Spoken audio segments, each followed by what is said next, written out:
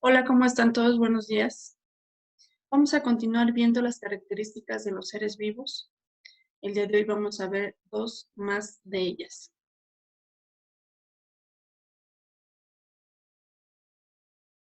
Entonces vamos a comenzar con metabolismo, que seguramente ya han escuchado.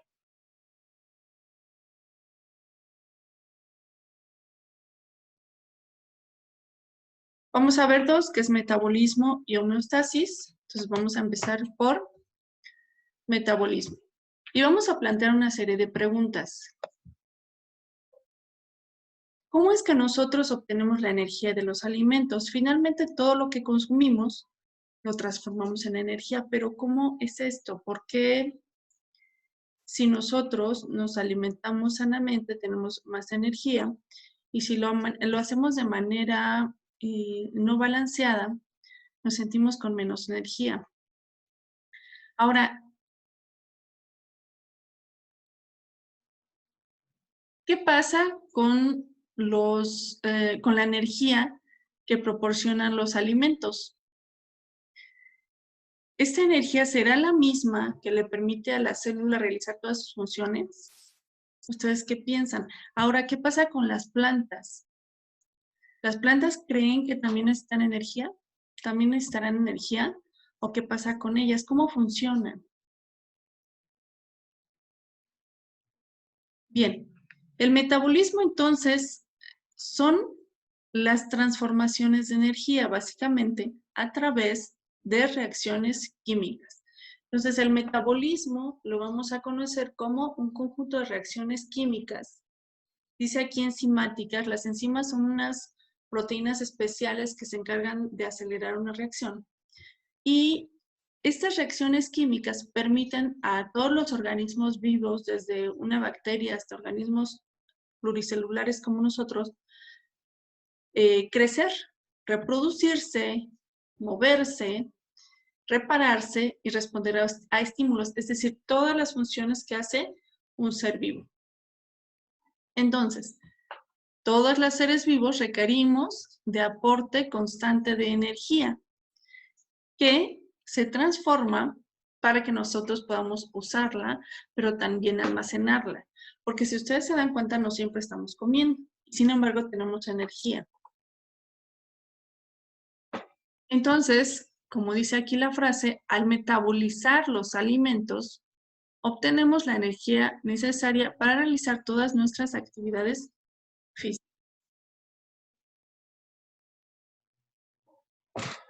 Y vamos a ver que existen dos tipos de metabolismo. Uno de ellos es el anabolismo. Aquí lo que se hace es formarse energía al sintetizarse moléculas complejas a partir de moléculas más sencillas.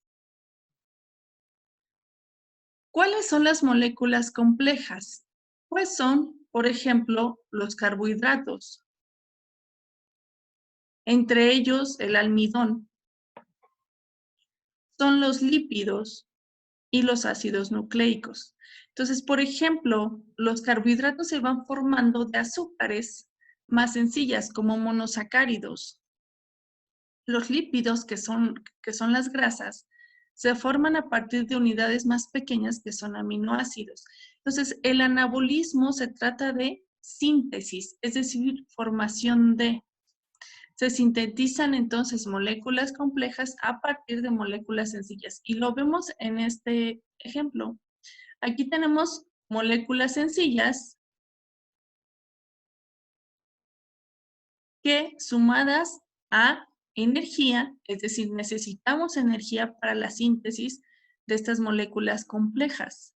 Entonces, las moléculas sencillas más energía nos da como resultado una molécula compleja y a esto le llamamos anabolismo. El anabolismo es parte del catabolismo. Perdón, es parte del metabolismo. La otra parte es el catabolismo, que es lo contrario al anabolismo.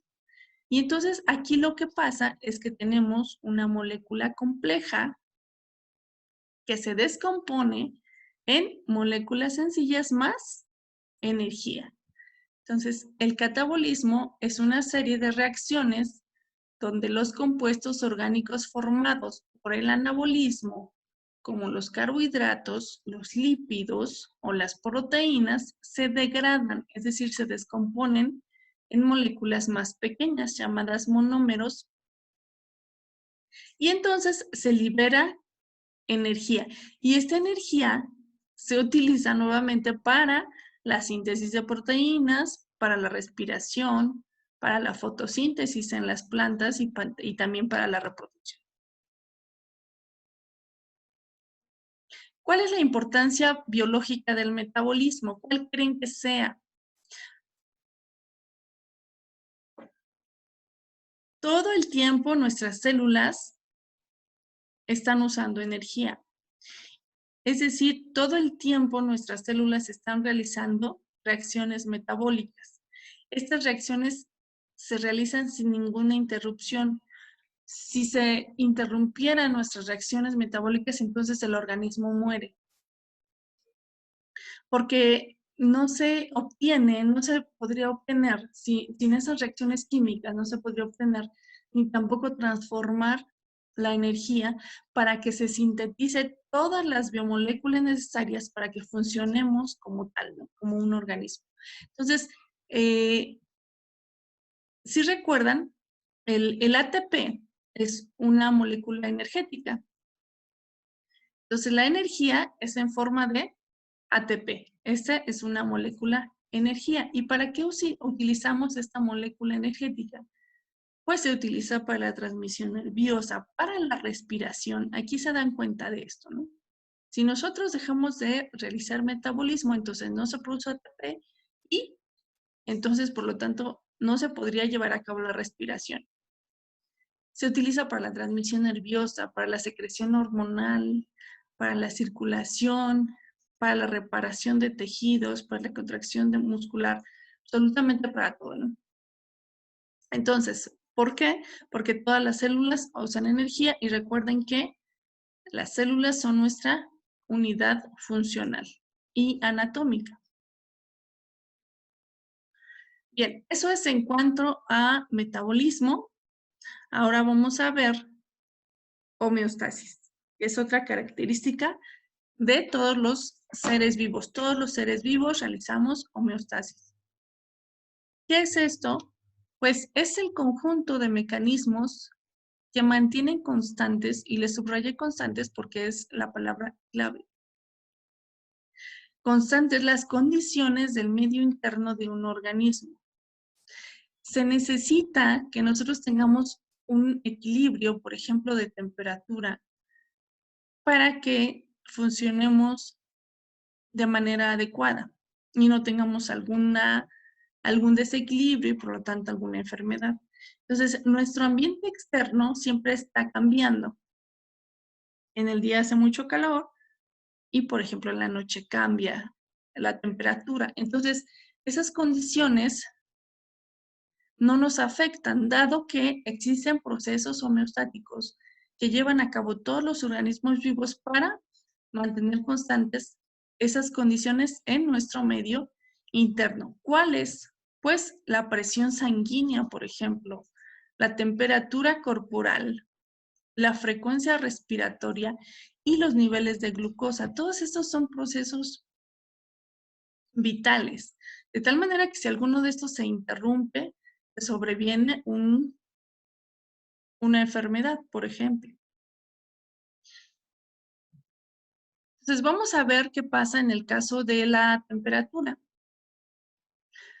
Si nuestra temperatura corporal disminuye, entonces los vasos sanguíneos se contraen para que el calor se conserve. Recuerden que la homeostasis, su propósito es mantener el equilibrio interno. Entonces, si está disminuyendo nuestra temperatura, los vasos sanguíneos se contraen precisamente para que el calor se conserve. Las glándulas sudoríparas no secretan fluidos, es decir, no sudamos. Y temblamos. ¿Para qué temblamos? Para que por medio de la contracción muscular se genere calor y entonces el cuerpo se calienta. De esta manera el calor se puede retener y nuestra temperatura corporal vuelve a ser normal. ¿Qué pasa cuando es lo contrario? Es decir, nuestra temperatura corporal aumenta. En este caso, los vasos sanguíneos se dilatan y entonces se pierde calor. Las glándulas sudoríparas secretan fluido, es decir, sudamos, y entonces cuando ese sudor se evapora, el cuerpo también pierde calor. Y de esta manera se está regulando el medio interno. Entonces se pierde calor y entonces vuelve nuestro cuerpo a la temperatura corporal normal.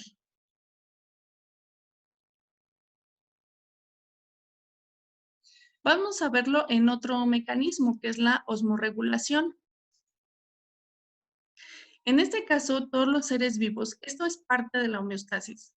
Todos los seres vivos regulamos la presión osmótica para igualmente evitar los cambios en nuestro medio interno. Entonces aquí les presento diferentes tipos de organismos y entre ellos, por ejemplo, están los peces. Si ustedes los han observado, siempre están tomando una gran cantidad de agua. Si esa agua se quedara en su organismo, pues entonces diluiría, por ejemplo, las sales y entonces podría darse una pérdida de esas sales. ¿Y qué hacen para que esta cantidad de agua pues no les afecte? Pues la eliminan rápidamente por medio de la orina, pero esa orina pues es muy diluida y entonces les permite que las sales se mantengan en su nivel óptimo. Ahora, por el contrario, con los peces marinos, obviamente esos toman agua con muchas sales y entonces hacen lo contrario. Para ellos su mecanismo de osmorregulación es contrario a los de agua dulce, porque eliminan orinas muy concentradas y entonces también expulsan el exceso de sales por las branquias, porque ellos necesitan eliminar sales, ¿no? Ahora, ¿qué pasa con nosotros y con todos los mamíferos? Estos mantienen constante el equilibrio osmótico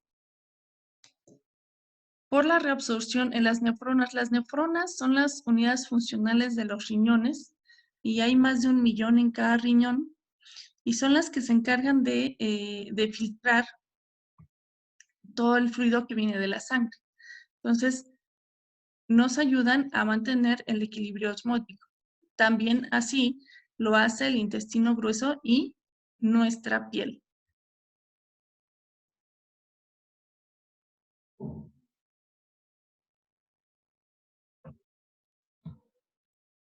Bien, hasta ese tema dejamos el día de hoy. Realicen, por favor, su actividad y suban su evidencia. Hasta luego.